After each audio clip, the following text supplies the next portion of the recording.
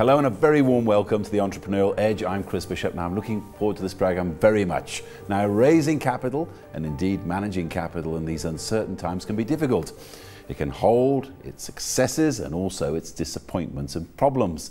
It is surely a tough business for an entrepreneur. Even tougher, surely, if you're far from home. Now, this is part of the story of entrepreneur William Jimerson, who grew up in Mississippi in the United States and came to Africa to found a capital company, Musa Capital. Before I chat to him, let's just have a look at behind the scenes at Musa Capital. Musa Capital is a boutique merchant banking firm with experience in private equity investing, property development, structured finance, and investment banking advisory services. The organization was founded back in 1995. Musa is a Pan-African private equity investment manager, and it was founded as far back as 1995, so they've got about 15, 17 years worth of track record in the investment advisory space. It focuses mainly on the African markets with a specific focus on sub-Saharan Africa. Musa invests in established growth phase companies who require expansion capital to fuel their business models.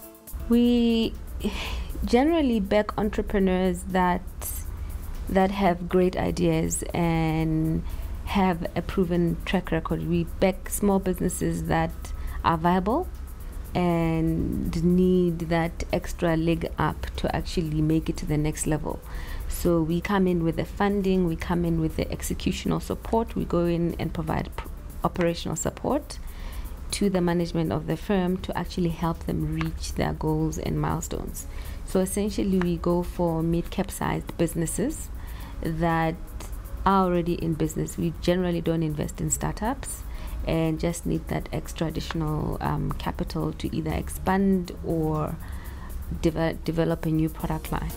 Mutula Mafolo added that one of their main strategies is to look at synergies between their investees and their suppliers.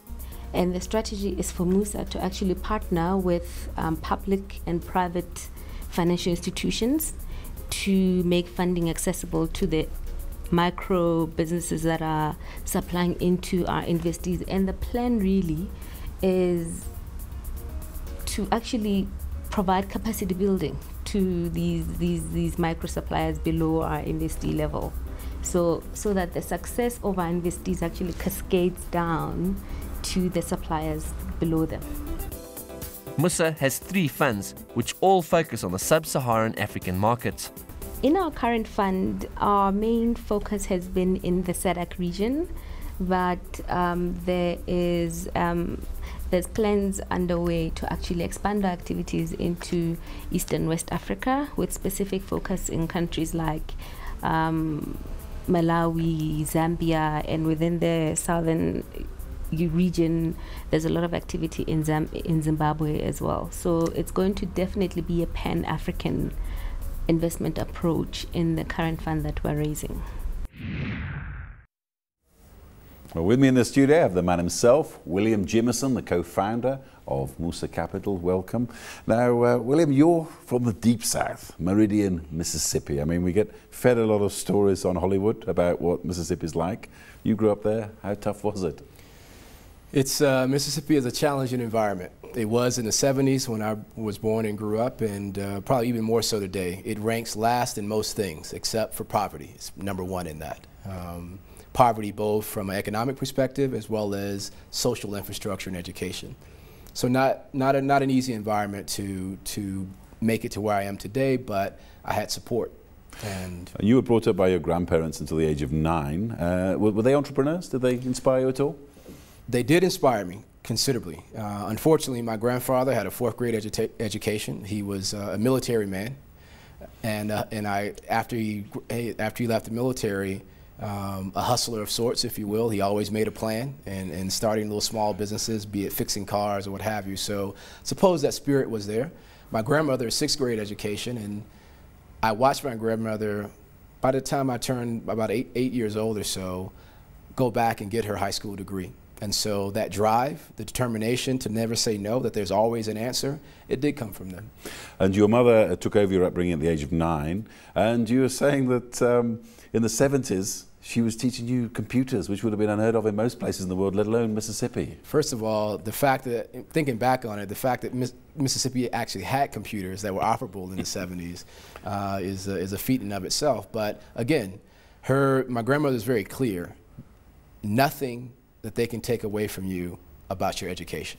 No matter what environment you're born into, your education means everything, particularly in a place like the States. But that wasn't it, though. I mean, as you grew up, a lot of your peers in Mississippi, some of them didn't work out well. I mean, what was the odds for you making it? No, look, I mean, you'll see it in a number of documentaries these days that for an African-American male born anytime between 1970 and 1980, the odds of going to university and ending up in the penal system, in prison, was 50-50. You literally could toss a coin. And I would argue that in Mississippi, it was probably more like 75-25. And your grandfather's influence, there was no idea of going to the military or anything like that? No, not at all. Because my grandparents did it for my mother and her sisters. They ensured that each one of those girls went to college and got a university degree. And my mother, a master's. Both of my aunt, all of them, masters. My youngest aunt, a lieutenant colonel in the service as well. So always about excellence and doing better. So when I went to live with my mother, she just picked up from where my grandmother and my grandfather left off. And you went on to college to study. What did you choose to study in the end? Well, look, going back to my grandmother's thesis, that it's all about education. So I researched very clearly what would give me the best opportunity within that educational sphere. And in the States, which was at least the case back in the 80s, it's all about math and science, all about technology. So my mother made sure I went to the best math and science high school in Atlanta, Georgia. It actually was one of the top 3 in all the United States of public schools. You know, as much as free education is looked down upon in the States, it was one of the best. That prepared me.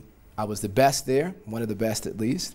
It prepared me for a career at university at MIT. And during your holidays, you went to work at Microsoft and sat next to Bill Gates. It was a tremendous opportunity, and you know, again, going back to the education, being prepared, the opportunities will present themselves. So I had the blessing of having a summer internship between my junior and my sophomore year at MIT of interning at Microsoft for a summer. And he would take the 7 or 8 interns that were part of the program and have one-on-one chats with us. Mm-hmm. You know. What did you learn from him? Probably one of the most important things, beyond how to program Microsoft DOS, which most people don't know. People think Microsoft is built on Windows. It was built on an operating system called DOS with the little blinking light. I can just about remember it. Exactly. We're dating ourselves. It wasn't that at all. What I remember very vividly what Bill said to me that evening. He said, the best thing that's ever happened to me is I was born in the United States of America. He left out the fact of being born rich in the United States of America. But what it said to me, though, it was about opportunity. Well, given how tough you said it was in Mississippi, would you agree with him? Absolutely. Relatively now, seeing the globe, I got on my first international plane trip at the age of 22. I started my career in investment banking on Wall Street at Merrill Lynch. And then it was just to London. But as I got older and had more opportunity to see the world, and certainly by the time I made it to Africa in 1995, there are a lot worse places on the planet than Mississippi. So fast forward then, you started earning an honest crust in Wall Street. It must have been still a minority there of young emerging black traders. But then you decided to 2 things, one to be an entrepreneur and one to come to Africa. Now you told me it was passion. Just describe. It was passion. It was passion that made me decide to leave Merrill Lynch. I left Merrill Lynch. I was in a 2-year program, analyst program there that was designed to 2 years there, and then you go back to business school. And I had the fortune of, before I left MIT, I was admitted to MIT's business school, Sloan School. So I had a guaranteed admittance no matter what. Maybe because I had that safety net, I said to myself, what's next? And I had the blessing again, opportunity. One of the chief operating officer of a business called 9X Mobile, which is the kind of telecom equivalent of New York State, invited me to be a CFO at 26 years old. And so for me, another opportunity. Now I begin to understand what it means to be an entrepreneur. Well, just go back to this passion for Africa. I mean, before you came to live and work here, I mean, how much did you know? I mean, one of the old cliches about Americans, people say, oh, they don't know much about other parts of the world. How much did you know? Very little, Chris. Very, very little. And at the time, had you asked me that, you know, circa 1994, 1993, I'd have called myself a Pan-Africanist, right? Someone who studied and learned it in African studies. At MIT, I did a minor down the street at Harvard in African studies under Louis Gates. But ultimately, I knew very little. Once I got here and saw it for myself, very little. And do you think, I mean, one thing that does interest me is the fact that, I mean, I've been reporting on this continent for 20 years. I've met Dutch businessmen, Germans, I've met Chinese businessmen, all of that. I haven't met that many African Americans doing business here. Why do you think that is? Well, ignorance goes back to education. All right, we, as African Americans, we are a minority in the United States of America. And as a minority, we typically have the bottom of everything, including education and access. So there was no summers traveling to Europe or traveling to Africa. There was no field trips overseas. Even exposure to the global mentality was something that was not readily accessible for most people from where I was from in Meridian, Mississippi. So it's ignorance. But it's still a thirst. And why? Because probably maybe from just basics of our culture, where we are and who we're from Africa. And a lot of the traditions that we practice in the States are just adaptations from what we came from here. So there's a natural curiosity. And that's, I think, frankly, that's where before I had the passion, I had the curiosity. And it was the curiosity that made me seek out the information and the knowledge. And once I had the knowledge, that created the passion. So we're going to talk a little bit after the break how you started your business in Africa, but just tell us about that first ever visit. I mean, you flew in, what happened? It was summertime here, or maybe late fall in 1995.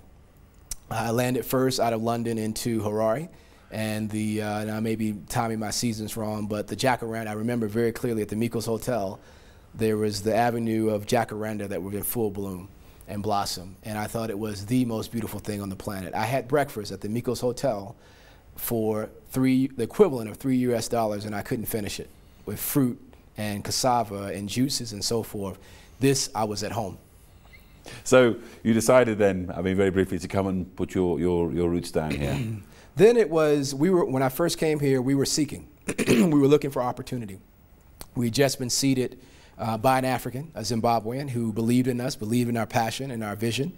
He seeded us with a very meager amount relative to today's terms to go and seek out that opportunity and make it real. And so the path was always to be here, but we had to create the opportunity. Okay, well, we'll talk more after the break, how you actually got the funding to start your business, which involves a tale about a multi-millionaire and an airplane hangar, which I can't wait for. We're going to a short commercial break. When we return, we take a look at one of Musa's success stories and also some of the problems they faced.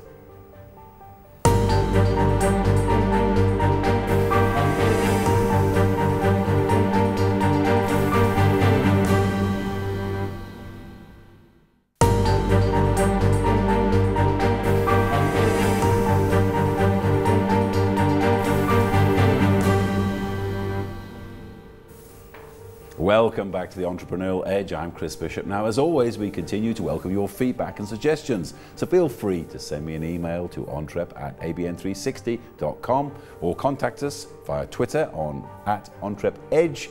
Still with us in the studio is William Jimerson, the co-founder of Musa Capital. Before we carry on the discussion, let's take a quick look at one of their investees in Africa, Frontier Holdings.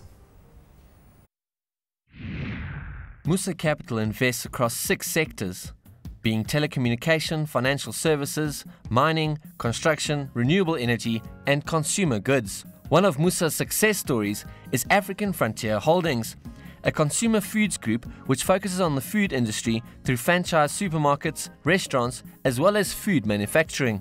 Well, we met African Frontier in sort of late 2008. The company, or the entrepreneurs then, were introduced to us by one of our contacts that we have, and we met them when they had a business plan and were looking to expand and needed some funding to expand that.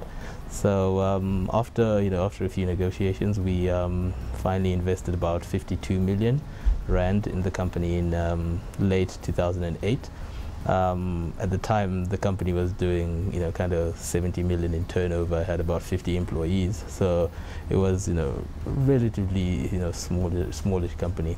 Now, that investment for us has done superbly well. The company has grown now to about turnover of 675 million, and they employ about 1,200 people now. African Frontier Holdings CEO Michael Prinsloo gave us a bit of a background between the partnership. Musa Capital invested in the holdings company in 2008, and they gave us a clear mandate of what they wanted to achieve, and that is to be the solution for the missing middle. So where there are growth opportunities, but for companies that aren't necessarily on the radar of larger private equity schemes or the merchant banks, but had a good business plan and strong jockeys. Musa invested 57 million rand into African Frontier Holdings, of which 20-odd million was used for the acquisition of African Dynamics, a food manufacturing company. African Dynamics focuses on contract manufacturing for a number of different clients. Two main client segments. First is feeding schemes, where we are manufacturing on behalf of a third party, generally clients that can't manage to pay for themselves, that are nutrition deficient or part of a government feeding scheme or an NGO feeding scheme. And then we also distribute to those clients, very fragmented client base throughout South Africa and parts of Africa as well. And then contract manufacturing for retail clients, such as the large retail stores, where we manufacture some of their private label products. African Frontier Holdings is one of Musa Capital's success stories, although not all their investments always worked out as planned. Yeah, I mean, fortunately, with African Frontier is one of the success stories where everything has been aligned, and the capital and the entrepreneurs have come together, and the business has done well. We do have another company based in Zambia, the Transport and Logistics. They do mostly asset transport for the copper mines in the Copper Belt region. So in 2008, 2009, when there was a global slowdown, that hit the company quite hard. So we saw a contraction in demand for copper. Some of the mines started sort of shrinking their output, and because we're directly linked to how copper does, the business suffered because of that. So that's been one of the stories that have been a more difficult investment. We've subsequently restructured the business, refocused it on sort of its core competencies, and we're weathering through right now. So still in the studio with me, I have William Jimerson, the co-founder of Musa Capital. That's what you do, but the great story is how you got to that point, how you started your business. Now, at this stage, you're a young investment banker. There are a few of you together now, but you had nothing apart from your suit and the shoes you stood up in. How did you get there? Who did you convince, and how to put up the money to start this? Well, the story, Chris, is that one of the things that we brought to the table, myself particularly, is that we had an entrepreneurial spirit of not saying die. If you gave us 30 seconds, we'd pitch you, and we'd tell you our vision and why and how we were going to execute it, and why you should give us anything from $1 million to $500 million to do it. My Wall Street training, I can credit to some of that. I can credit some of that back to my grandmother's upbringing.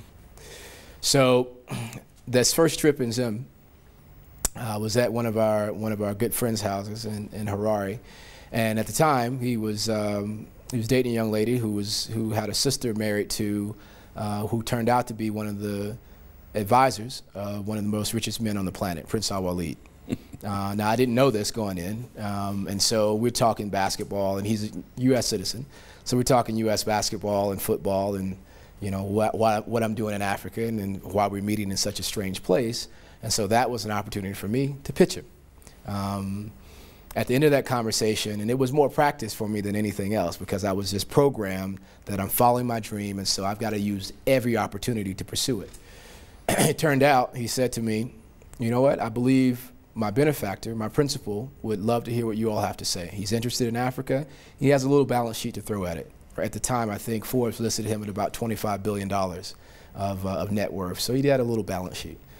So he said to us, 3 weeks from now, meet us in Dallas. We'll be there doing some business, and you can bring your team down and pitch us. So we did that. We cobbled the pennies together and pulled the full team, myself and my other two partners, two founders of the business. And so we ended up meeting in an airplane hangar. The first destination should have been the Four Seasons in Dallas, which would have been a normal meeting place. Now, what I didn't know at the time is that the Prince actually owned the Four Seasons hotel chain. So anyway, we ended up meeting in the hangar. Why? Because he was having his newly purchased 747 retrofitted. So we walk into the penthouse suite in the hangar, and there's a cadre of the bodyguards and whatnot along the hallway. We walk into the main boardroom, and there's journalists there from Business Week because they're doing a documentary on him. So there's TV cameras everywhere. It's the first time that's where I got my TV training. Arthur Anderson, they still existed back then because they were his right-hand man in terms of audit and accounting. So he had the chief partner in the Middle East sitting with him 24/7. And the head of Middle East investment banking for Citibank, because he's the largest shareholder in Citibank at the time. And so as the sea parted, I remember walking into the room and all the lights and so forth, and we're introducing. As the sea parted, here stood a guy who was maybe 5'3", right? He's the smallest guy in the room, and the most fidgety guy in the room at the same time. I don't even think he looked us in the face. An hour into the session, he said to us, "I'll do it. I'll do it, but you got to change A, B, C, and D. Can you do that?" It took us all of 1 millisecond to say, "Absolutely, Your Highness." But you got your money, you set up as we've seen on the film, but you had your problems too. There's a lot of publicity a couple of years ago. You were doing some work with Wasizwe Platinum here in South Africa, and there were accusations that your company was trying to buy shares and almost hijack the company. Well, what was happening there? Very challenging story. No positive stories as we heard from before. There's the African frontiers, a great story, and then there's the logistics companies in Zambia. There's always the ugly. So in short, very interesting situation. We were introduced to a community in the Northwest called the Bakubon. They actually were and still are the largest empowerment shareholder in Wasizwe Platinum. We were introduced to them by their CEO at the time, Mike Solomon. We knew Wasizwe because another part of our business that's run by my business partner is our advisory business. And so we were trying to raise money for Wasizwe and so forth in our corporate finance business. But Mike said to us, "Guys, I have a problem. I have a community as my largest shareholder. We went public in 2005. And today, and this is 2006, 2007, on paper, they're worth R1 billion. But there's school deficiency. The pass rate is 36% in the community. There are no roads, there's no water, there's no development, there's no small businesses, there's no job creation. It'll be R7 billion in another 10 years before I have a mine built. I need help, right?" And so we took on a mandate. Probably in retrospect, if you asked us again, we'd have to think about it twice, to do almost an unthinkable advisory assignment. We needed to raise the community money on a junior mining play that had no dividends for the next 10 years. We had to figure out when we did that how to allow them to have money for development and have funding to reinvest so they didn't get diluted as rights offerings went forward. And what they did as an asterisk, they said to us, "We don't want to go the way of so many other communities in South Africa and across the continent that when they found wealth and money got dropped in the middle of the living room, there were no institutions in place to manage it properly." So we helped build a Section 21 to do the development in the schools and so forth. So all is fine, through 2008. Several institutions participated in that fundraising with us. We raised almost R1 billion, not necessarily for Wasizwe. Only about 200 million was earmarked to go into the company. The rest should have gone to empowerment shareholders. And it left those shareholders as controlling shareholders still in Wasizwe. So it was one of the best advisory deals of the decade, in our opinion. But that was when the trouble started. Well, it must have been quite serious, because in January 2011, the Financial Services Board raided your offices. Yeah. I mean, surely it must have been serious. No, it was very serious. But what we realized is that by empowering that community with financial resources and advisors and lawyers and so forth, now they were able to act empowered. And they took some note of some corporate governance issues within Wasizwe that they didn't like. And as a result of that, they fought back. And in August 2009, at the annual general meeting, they basically replaced the entire board, including Mike Solomon and the chairman at the time. You don't do that in South Africa to a mining company because they fight back. And there were no charges or anything like that? There were no charges. There were no charges. There was investigations done. Iraj Ibrahim was brought in as an interim chairman. Literally, the community cleaned the boardroom. What that resulted in was a boardroom fight. That fight unfortunately spilled over to the community. And so when that happened, it began to be a fight between one side of the community family and another side of the royal family. The FSB raid was the community's attorneys, unfortunately, filing claims that we hijacked with Seasway, that we'd stolen money, that we'd stolen shares. And unfortunately, the story of Americans coming from overseas, making a lot of money with investment banking backgrounds, with very complex financial structures, taking advantage of a community, it made good news. And I sat in front of the chief investigating officer at the FSB months before the FSB came to our offices, and he said to me, all the data seems to make sense, but we don't understand it. And you have to understand, from my constituency, which is government, if there's an inkling of possibility that you did any of this stuff that they say you did, I've got to investigate it. One of the trials and troubles of being in the investment business. But William Jimerson, thank you very much, the co-founder of Musa Capital, for sharing your stories with us on this program. I'm afraid that's all we've got time for this week on the edition of Entrepreneurial Edge. Until next time, from me, Chris Bishop, it's goodbye.